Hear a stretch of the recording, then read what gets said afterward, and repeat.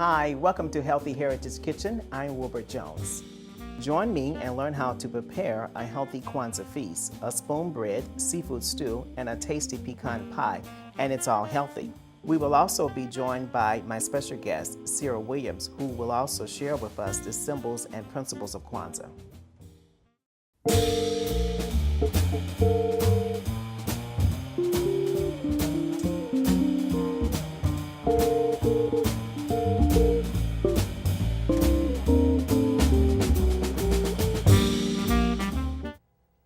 This is one of my favorite dishes. This is what we call a spoon bread. We have to give contributions to the Native American Indians who actually have come up with this here recipe.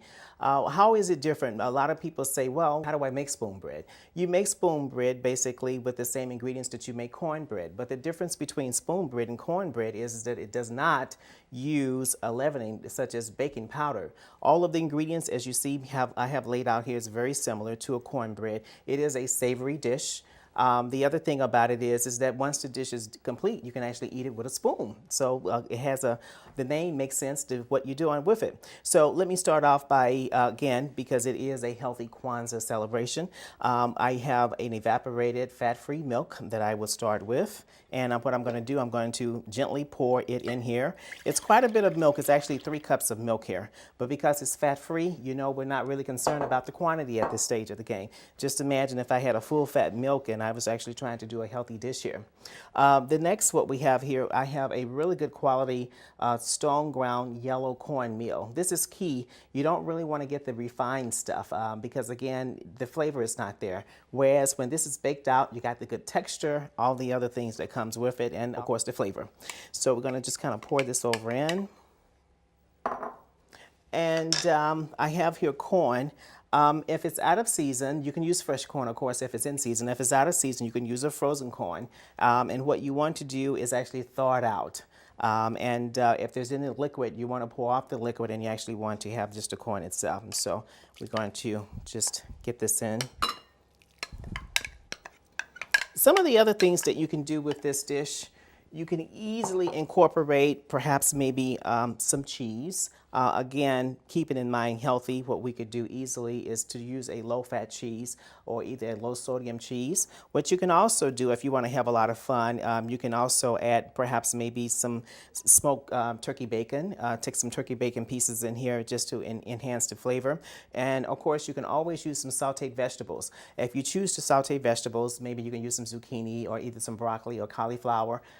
Maybe saute them in a little bit of olive oil, cool them down first because you don't want this to interfere, meaning that you're going to add something hot into these liquids, because I'm also going to add some egg whites. And this egg white is going to actually not just act as a moisture, but also going to act as a leavening.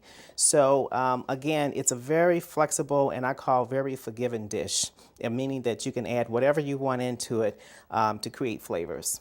What I also have, just to round it off, is I have a couple of tablespoons, and this here is a spread.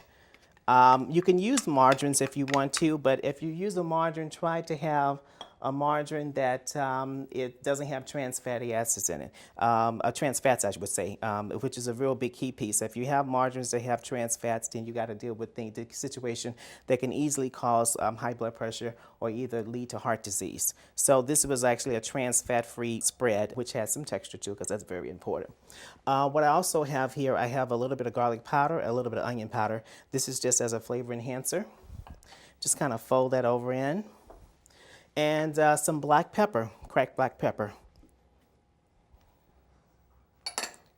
So what's going to happen is I'm going to take some cooking spray, and I'm going to just give this a little spray so that it doesn't stick. We can get it out easily. And what I want to do at this stage, I want to pour it over, my batter over into this bowl.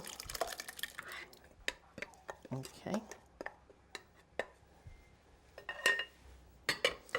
Now what's going to happen is this is going to bake in a preheated 350-degree oven, and it should bake between 40 to 45 minutes. Now the role of that corn, the cornmeal, is that it's actually going to thicken everything up, and you see it looks very soupy here, but within 40 or 45 minutes it's going to really be fantastic. And I'm just going to walk this over to the oven.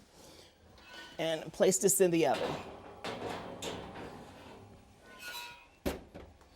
And what I have here is a real treat for me, is I have a completed one, and I'm gonna sample it.